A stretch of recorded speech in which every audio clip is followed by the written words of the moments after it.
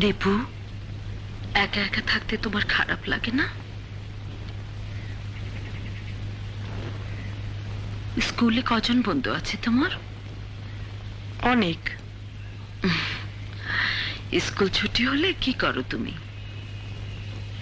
গল্পের বই পড়ি, মাঝে মাঝে আব্বুর সাথে বেড়াতে যাই।